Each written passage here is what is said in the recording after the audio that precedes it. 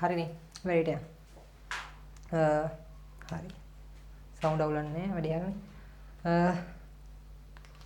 හරි මෙතෙන්දි කරන්නේ මේ කෙමිස්ට්‍රි වල මේවත්ද වායු පාඩමනේ අපි වායු පාඩමනේ YouTube එක දිගට දාගෙන ආවේ. ඒ වායු පාඩම තා ටිකක් තියෙනවා වැඩි ගොඩක් නෑ මේ ගොඩක් දුර දාලා තියෙන්නේ YouTube එකට ඔක්කොම වගේ. හැබැයි තව වීඩියෝ 3ක් වගේ ඇතුළත පාඩම ඉවර ගන්න පුළුවන්. ඒතකොට මම මේ 2025 එක්සෑම් එක කලින් ඉවර කරනවා කියලා කිව්වේ. ඊට කලින් කොහොමද ඉවර කරන්න ඉතින් ප්‍රශ්නයක් කරගන්න එපා. දැන් මෙතන කරන්නේ වෙන එකක්. මෙතන කරන්නේ වායු පාඩම නෙමෙයි. මෙතන පොඩි ඊට වඩා විශේෂ දෙයක් තමයි කියලා දෙන්න හදන්නේ. පොඩ්ඩක් අහගන්න මේ කියන එක. මේක හැමෝම අහන්න ඕන කතාවක්. මම කියන්නේ ඒ ලෙවල් කරන ළමයි. ඔන්න. මේ ලංකාවේ ඒ ලෙවල් කරන ළමයි 95%කගේ මේ රූප සරහනක් තමයි මේ ඇතුළේ තියෙන්නේ. 5%කගේ රූප සරහනක් මේ තියෙන්නේ. එතකොට දැන් මේ දෙකේ වෙනසක් තියෙන පැහැදිලිවම. මොකක්ද මේ වෙනස? මේ මං ඇඳලා තියෙන්නේ ලංකාවේ ඒ ලෙවල් කරන ළමයින්ගේ 95%කගේ කැපැසිටි එක. කැපැසිටි එක හරිනේ. මේ තියෙන 5%කගේ කැපැසිටි එක. මේ කැපැසිටි එක කියලා කියන්නේ සරලව හිතන්න ධාරිතාව. නැත්තම් මොලේට දාන්න පුළුවන් කරුණු ප්‍රමාණය වගේ දෙයක් කියලා හිතන්නකො. සරල දහස කිව්වේ. එතකොට එහෙම තමයි තියෙන්නේ. හරිනේ. 95%කගේ මේ ගාන 100%කගේ මේ ගාන. එතකොට දැන් 2024 එක්සෑම් එක ඉවරයි. 2024 එක්සෑම් එක ඉවරයි. එතකොට එතෙන්දී අයිලන්ඩ් ෆස්ට් කෙනෙක් ඉන්නවා. හැම දිස්ත්‍රික් එකකම පළවෙනි එක ඉන්න දිස්ත්‍රික් ෆස්ට් කෙනෙක් ඉන්නවා. හැම දිස්ත්‍රික් එකකටම. එතකොට ඔහොම එක එක නම් ළමයි සෙට් එකක් ඉන්නවනේ. එතකොට අයිලන්ඩ් ෆස්ට්ලා, දිස්ත්‍රික් ෆස්ට්ලා, අයිලන්ඩ් සෙකන්ඩ්, තර්ඩ් වගේ වෙනකන් ළමයි ටික ඔන්න ඔය හැමෝම ටික අයිති වෙන්නේ මෙන්න මේ 105 ගොඩට. ඒ කියන්නේ මේ කැපැසිටි එක ගොඩක් වැඩි ගොඩට තමයි වෙන වැඩි අයිති වෙන්නේ. කවුද? අයිලන්ඩ් ෆස්ට්ලා, දිස්ත්‍රික් ෆස්ට්ලා සහ අයිලන්ඩ් රෑන්ක් 2 3 4 5 වගේ වෙනකම් මේ ගොඩේ තමයි ඉන්නේ. හරිනේ. ඒ කියන්නේ ඒක තේරුම තමයි මේ ඔය කියපු ගොඩ අයිලන්ඩ් ෆස්ට්ලාට, දිස්ත්‍රික් ෆස්ට්ලාට මෙන්න මේ මොලේ ධාරිතාව. එහෙම සරලව හිතන්නකො. يعني කරුණු වැඩිපුර මේකට දාන්න පුළුවන්. يعني කොච්චර දැම්මත් මේක ඉඩ තියෙනවා කියන අදහස තමයි තියෙන්නේ. හැබැයි ඔයාලා වගේ සාමාන්‍ය 95%කට ඒ දේ එහෙම කරන්න බෑ. ගොඩාක් පුරවන්න බෑ. විශේෂයෙන් බයෝ වගේ කරනකොට බයෝ වලම තියෙනවා මතක තියාගන්න ලොකු ප්‍රමාණයක්. ඒතර ඒක මතක තියාගන්නකොටම වගේ මේක පිළිලා. ඔයගොල්ලෝ ඒක තේරලා ඇති. කියන්නේ බයෝ අද පාඩම් කරන එක තා දවස් 2 3කින් අමතක වෙනවා. නේ? ඒකට හේතුව දැන් බයෝ පාඩම් කරන අතරේ ෆිසික්ස් කෙමිස්ට්‍රිත් කර මේකට දානවා. ඒතර මේකේ ඇදලා ඉඩමදි. තියාගන්න ඔක්කොම ටික. එතකොට අපි කලින් පාඩම් කරපුවා ඉවත් වෙලා තමයි අලුත් එකකට ඉඩ දෙන්නේ. අලුත් දෙයකට ඉඩ දෙන්නේ.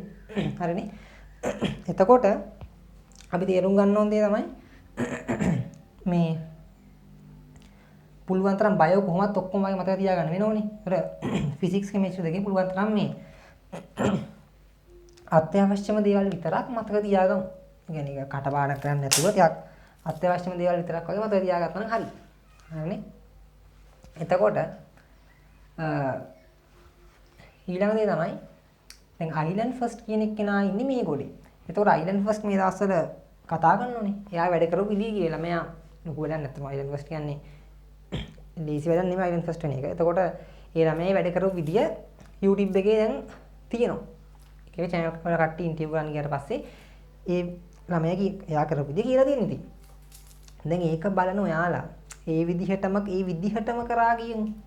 ඔයාලා හිතනවාද අයිලන්ඩ් ෆස්ට් වෙන්න පුළුවන් කියලා? එහෙම වෙන්න බෑ. එහෙම වෙන්න බෑ. අයිලන්ඩ් ෆස්ට් වෙන්න බෑ. හැබැයි ඒ තුන දාන්න පුළුවන්. මම කියන්නේ ඒ අයිලන්ඩ් ෆස්ට් කියන විදිහට ඔයා වැඩ කරොත් තියෙන ලකුණු ටිකක් නැති වෙනවා අනිවාර්යෙන්. ඒක ෂුවර්. මොකද එයා කියන්නේ එයාට ආවේනික ක්‍රමවේදය. ඔයා සාමාන්‍ය මට්ටමේ ළමයෙක් නම් ඔයාට ඒක තේරෙලා ඇත්තේ. ඔයා කැපැසිටි එක මේ විදිහට තේරෙන්න ඕන.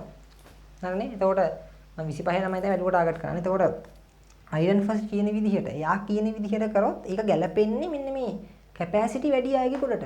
කැපැසිටි වැඩි අයට තමයි මේ ක්‍රමවේදය ගැලපෙන්නේ. තමයි කැපැසිටි එක අනුව වැඩ කරන්න ඕන ක්‍රමය වෙනස්. ඒකට එයා කියන විදිහ සරලවම කියන්නම්. එයා කියන මෙහෙම එකක්. මේ පාර අයිලන්ඩ් ෆස්ට් කතාව මම ඇහුවේ නෑ. සාමාන්‍ය අයිලන්ඩ් ෆස්ට්ලා කියන කතාවල එකක් තමයි. අමතර වැඩ කරා ක්‍රීඩා කරා වෙන්න පුළුවන්. එයාට මොක එක හරි නැත්නම් සරලව ගොඩ දැන් ක්‍රිකට් ගහන ගමන් වුණා පාඩම් කරන්න පුළුවන් මට්ටමක් කැපැසිටි එකක් තියෙනවා. අයිලන්ඩ් ෆස්ට් කියන්නේ වෙනම ලෙවල් එකක්. ඒ ලෙවල් එක අපි තියගෙන අයිලන්ඩ් ෆස්ට් එහෙමනේ. ඔයා ඒක කෙමිස්ට්‍රි ගමු. ඔයා කෙමිස්ට්‍රියට ඒකක් ගන්නවා. දැන් අයිලන්ඩ් ෆස්ට් වෙච්ච එකනටත් ඒකේ ඒකන්නේ තියෙන්නේ. හරි ඒක නෙමෙයි මෙතන තියෙන වෙනස. ඒකේ ලකුණු ප්‍රමාණය නැත්නම් ඒක ගන්න ඒ ළමයි වැඩ කරන ක්‍රමය. හරිද? ඉතින් අයිලන්ඩ් ෆස්ට් එකක් ගන්න වැඩ කරන්න ඕන විදියයි ඔයා වැඩ කරන්න ඕන විදිය අතර ලොකු වෙනසක් තියෙනවා. ලොකු ගැප් එකක් තියෙනවා. ඒක ඉස්සර තේරුම් ගන්න. එයා ක්‍රිකට් ගහුණත් මේ ඒක දාන්න පුළුවන් එයාට පාඩම් කර කර. එයාගේ හැටි. එමුණානේ. එතකොට අන්න ඒක තමයි තේරුම් ගන්න ඕනේ. අයිලන්ඩ් ෆස්ට් කියන එක කියන්නේ. එයාගේ ඉන්න මෙහෙම තමයි. මොන අයිලන්ඩ් ෆස්ට් මෙහෙම කතාවකුත් එක සැරයක් කියලා තිබ්බ එක අවුරුද්දක. හරි 2011 ඉඳන් 2023 දක්වා 23 නෙමෙයි ඒක 22 වගේ යහුවෙන් එතකොට මියා ගිය අවුරුද්දක් කියන්නේ නෙමෙයි ඊට කලින් එක්කෙනෙක් 22 දක්වා කියලා හිතන්නකො උදාහරණයක් කියන්නේ මේ එක වටේ ඇවිල්ලා එයා කරේ එක වටෙන් ඔක්කොම පුළුවන් වුණාලු. ඉතින් එයාත් ඒ ළමයි බොරු නෙමෙයි කියන්නේ. එයා 2011 පේපර් එක කරාම එයාට 50න් තිබ්බි 20 ගානයිලු. වෙන්න පුළුවන්. 2022 දක්වා පිළිවෙලට යනකොට 11 12න් පිළිවෙලට යනකොට පළවෙනි වටේ 50න් විතර 50න් 50 වැද්දලු. සාධාරණ කතාවක්. ඇත්ත බොරු නෙමෙයි. සම්පූර්ණ නැද්ද කියන්නේ. ඒතර එයාට 50න් 50 වැද්ද නම් 22 වෙද්දි එයා තව වටයක් මේ පේපර්ස් ටික කරන්න අවශ්‍ය නැහැ නේ. වට 2 3 4 5 යන්න අවශ්‍ය නැහැ. හැබැයි ඔයා හිතනවා නම් මෙහෙම කළා මේ ක්‍රමේ සාර්ථක වෙයි කියලා. 2011න් පටන් ගෙන 22 දක්වා යනකොට ඔයාගෙත් 50න් 23න් පටන් ගෙන 50න් 50න් ඉවර වෙයි කියලා හිතනවා නම් ඒක නම් බොරු හීනයක් වගේ අදහස්. එහෙම වෙන්නේ නැහැ. අපි ඇත්තටම මුන් දෙන්න ඕන. අපි ඔයාලා වගේ සාමාන්‍ය ළමයින්ට ඒක ගන්න පුළුවන් කිසි ප්‍රශ්නයක් නැහැ. හැබැයි වැඩ කරන්න ඕන විදිය වෙනස්. මම කියන්නේ අයිලන්ඩ් ෆස්ට් කියන විදිහට යාව ෆලෝ කරන්න යන්න එපා. එහෙම ගියොත් ඒක ලොකු ප්‍රශ්නයක් වෙනවා. ඔයා 2011 ඉඳන් 23ට 22ට යනකොට ඔයාට 2011 පළවෙනි වටේ ගැන මම කියන්නේ. පළවෙනි වටේ 50න් 15යි තියෙන්නේ. 22 ඉවර වෙනකොට 50න් තියෙන්නේ 30යි. අපේ කැපැසිටි එකත් එක්ක ඒ ප්‍රමාණය හොඳටම ඇති. ඊළඟට එන්නවා දෙවෙනි වටේට.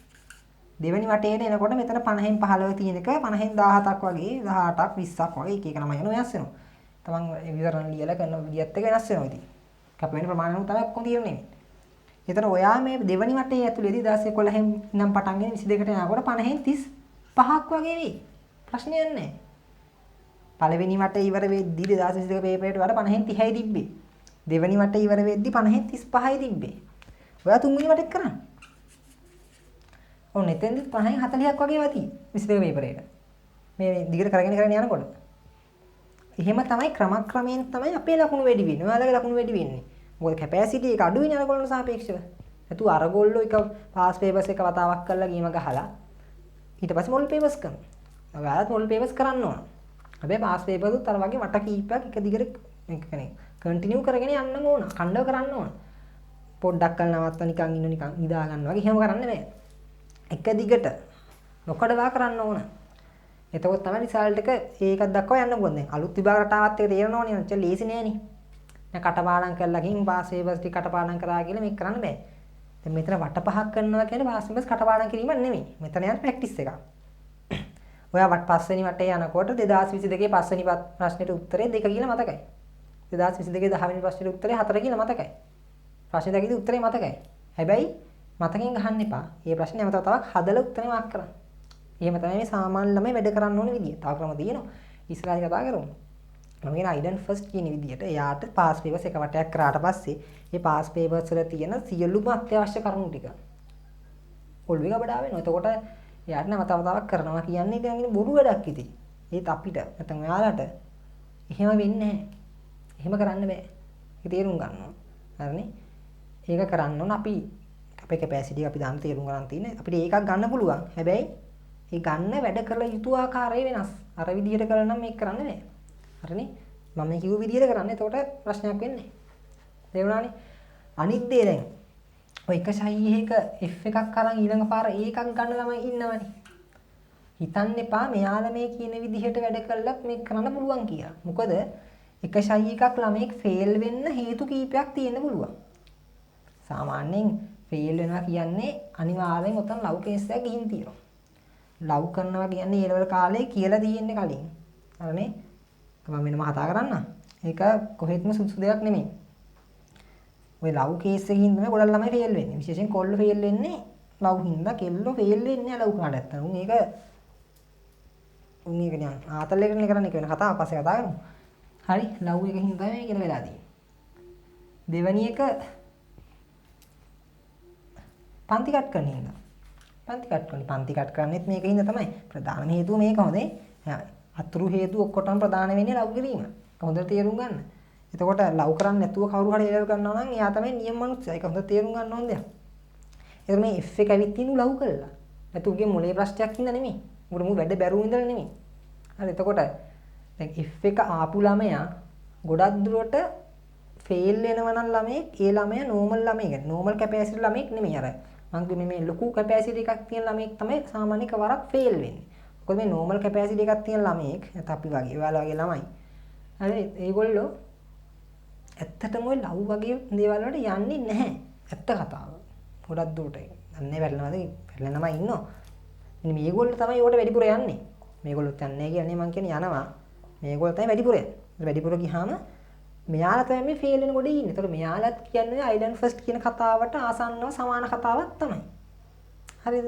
ඒ නිසා ඔයා හිතනවා නම් මේ F එකක් A කරපු ළමයි කියන විදිය තමයි හොඳම. නෑ එහෙම එක නෙමෙයි හොඳම. හොඳම ක්‍රමේ ඔයාට හොඳයි කියලා හිතන ක්‍රමය. නැතු වෙන කවුරුත් කියන ක්‍රමයක් නෙමෙයි. ඒක ඉස්සෙල්ලා තේරුම් ගන්න. නැත්නම් ඔයාලේ ගුරුවරු ඔයාලට කරන්න කියන ක්‍රමයක් තියෙනවනේ. අන්න ඒ ක්‍රමය තමයි හොඳම ක්‍රමය. හොඳම ක්‍රමය ඔයාලට හිතන ක්‍රමය. ඔයාට එහෙම ක්‍රමයක් හිතෙන්නේ නැත්නම් කරන්න. ඔයාලා ගුරුවරු කියන විදිහට කරන්නේ නැතුව වෙන ළමයි කියන විදිහට කරන්න යන්න එපා. මේ අයියා මෙහෙම කිව්වා. මෙයා F එකක් කියලා එකපාරක් A එකක් දැම්මා. ඒව හරියන්නේ නැහැ. එයා වැඩ කරපු ක්‍රමය ඒක වෙන්නේ නැති. ඒක හැමෝටම ඇප්ලයි වෙන්නේ නැහැ. හැම කෙනාටම ආවේනික ක්‍රමයක් තියෙනවා. මම මේ කිව්වේ හැමෝටම පොදු ක්‍රමයක්. මේ ක්‍රමයට කරොත් වටවීපයක්. ඒක ඕනම කෙනෙක්ට ඒකක් දාන්න පුළුවන් ක්‍රමයක්. හරිද? මම වැඩ කරපු විදියක් නෙමෙයි මම මේ කියන්නේ. මම මේ කියන්නේ හැමෝටම සුදුසු ක්‍රමයක් ගැන. එතකොට ඒ නිසා ඔය F එකක් A කරපු අය ගැන පොඩ්ඩක් අවධානයෙන් ඉන්න. යාලා F එක A කරේ කොහොමද කියන එක. හරිනේ? මොන ප්‍රශ්න නිසාද යට F එකක් ආවේ? යන්නේ හේතු නිසා. ඒ නිසා ඔය කිව් විදිහේ පොඩ්ඩක් ඔලුවට තියාගන්න. අපි එහෙනම් ඊළඟ වීඩියෝෙන් හම්බෙමු මේ මොකද්ද? වායු පාඩමේ ඊටු ටික මම ඉස්සරහ දාගෙන යන්න. එතකන් ඔය දීපු ටික වායු පාඩමේ දාපු වීඩියෝ එක හොඳට බලා ගන්න. එහෙනම් වැටි හොඳට කරගන්න ඊළඟ වීඩියෝෙන් හම්බෙමු. හරි.